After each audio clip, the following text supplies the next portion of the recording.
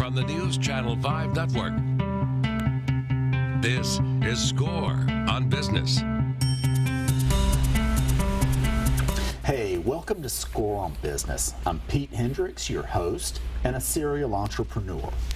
Many prospective entrepreneurs aren't sure where to start. We'll start providing a tip on each show. Also, SCORE offers low-cost classes and no-charge counseling specifically to guide folks through thinking about starting and succeeding in business. More information is available at scorenashville.org. Make sure to click on the Workshops tab at the top of the page. They usually are a half day, usually on weekends, and are about $25. Your tip for this show: understand where you're strong and where you aren't, and build alliances or hire someone to deal in the areas lacking strength. And I'll tell you, paying a coach, an executive coach, makes a lot of sense, which is something I do also. Okay, so our guest is Michelle. Michelle Wolfson is founder of Nashville-based Branded Digital. They specialize in time-tested strategies that help businesses expand their online real estate. Balancing traditional and digital marketing, they blend the strategic with the practical and infuse the technical know-how. So Michelle, thanks for being here. Oh, thanks for having me. Oh, yeah. So what are the strategies for businesses to raise their visibility online? Well, if they don't have an online space, they need to secure a URL. Right, and have a website. A website. There are some businesses that have never had a website, and I'll talk about one in the end of our discussion today that actually built a business without a website, which is amazing. But secure a URL through a service like GoDaddy, where they will get that URL, and it's almost like a trademark, if you will. And you know, in technology, that's key. Yeah, the web address is... The web address is where it's at. Yeah. And so secure your URL, and then start to think about what kinds of things do my future clients or prospects want to know about me. So a lot of times people will just put one page up, consider it an online brochure, with a picture and maybe a little blurb, and that's very static. It doesn't do much. It just sits there. With a full-on website, you have menus, you can have, this is what we do, this is who we are, this is our services, a little menu that tells all about what you do. Nowadays, people are including video and integrating social media with their websites. So you can start with the basics, or you can say, you know what, I want to have the full-on experience for my clients, because this is the only way they're really going to know about me. Right. Which is online. And folks can do a website themselves, or they can, it depends on how important the image is. The great websites are not done by people who don't do them all the time, I don't think. Is that something you all do? Oh, sure. Okay. We create everything from the brand, the look and the feel, to the online presence, to integrating social media, content development for small businesses. If typically a business owner has a great skill set in a specialty, and whether it be, let's say, a small plumbing company, they know the plumbing world, but marketing, no, not so much. And nobody can know everything. You can't. So it's really great if you can hire someone who has the level of experience. Right. It's critical. You know, sometimes money is tight for companies, but if it's not your area of strength, you need some help. Well, and I specialize in small to medium-sized businesses, because I understand that a business owner can only wear so many hats before crashing and burning and doing it all. So with small businesses, I focus on what's your budget? What do you need to accomplish? Right. And let's try and cut through all the fluff and go right straight to. And you know, one thing you said that I think is so important. That what does the customer want? Oh, yeah. You know, you haven't used these words, but I've noticed in conversation that you're very customer focused, which is important.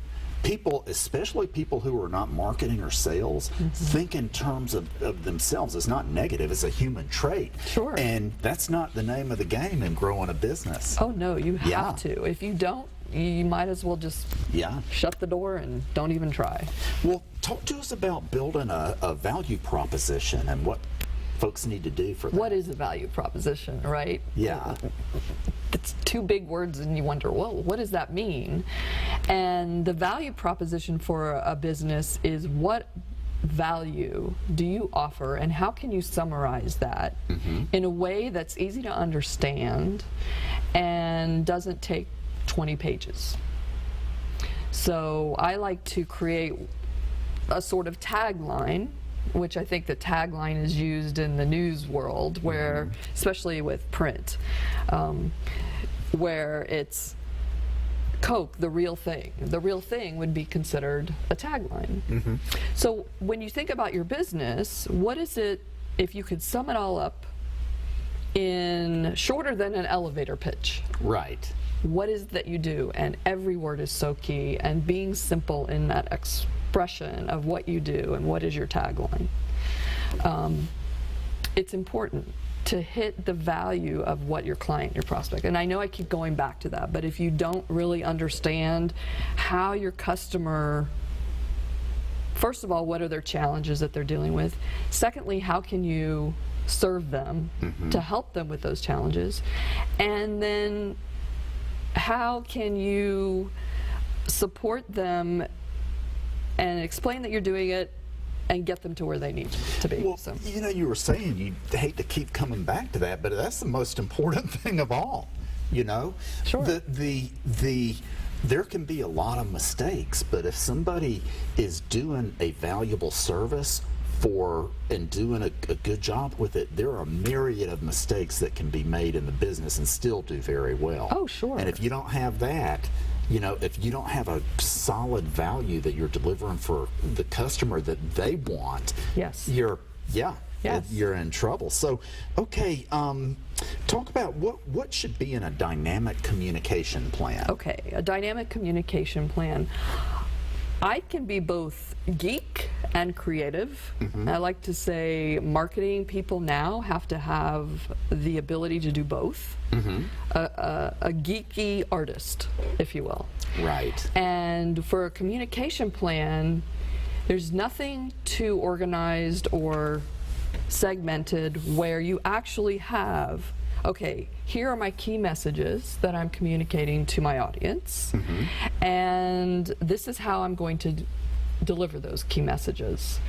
And these are the venues of how and where I'm going to communicate them, and this is when I'm going to. So all the who, where, how, when, and why of communication, and plotting that out. And you can do it simply on a spreadsheet if you want, or on a piece of notebook paper, but at least knowing that and writing it down will keep you on point when you're communicating with your customers. Well, tell us about another customer you've worked with. Well, I've worked, one of my clients is Manja Nashville, and I don't know if you're familiar with Manja Nashville. They are it's the first pop-up restaurant that started 5 years ago here in Nashville. And pop-up restaurant? A pop-up restaurant. I don't know if you've seen some of the events that are happening. There are pop-up dining experiences that are occurring. I think there's a subscription-based one here in Nashville. Well, this company, Manja Nashville, wanted to create an Italian feast experience, similar to an Italian wedding, where everybody sits in a communal space. Oh, yeah. Okay, yeah. Does it ring a bell now? Yeah. And they get 10 to 15 items off of a menu for a fixed price, and it's a 3-hour experience where there's dinner and dancing and laughing, and the chef is interactive with the audience or the patrons, and he sings and dances and plays the drums with his spoons in the kitchen, and it's a communal, it's a dining experience rather than just going to a traditional restaurant. It's a full-on experience. And so this concept was actually born. Yeah, and tell us a couple of things. We're running out of time. Oh, Yeah. I'm so sorry. Yeah. So anyway, the concept started, they did a little test market, they got great reviews, and then they wanted to get the word out. And I said, hey, we need to set up social media, because what is social media but word of mouth? Right. It's the water cooler chat room, right? It's everybody telling everybody. So we decided to set up TripAdvisor, Yelp, Facebook, and Twitter. And Facebook became the actual online place to go for customers to see about this business. So there was no website. It was all built off of Facebook. And now I think their Facebook page is 10,000 something followers. Yeah, well, with what they're doing, that makes perfect sense. Yeah, it's all word of mouth, and so pictures and food and sharing and experiences, and oh, look at this video of me dancing for my 25th wedding anniversary, and it's just been a really exciting time. Michelle, thank you for being with us today. Sure. And ladies and gentlemen, we'll be right back.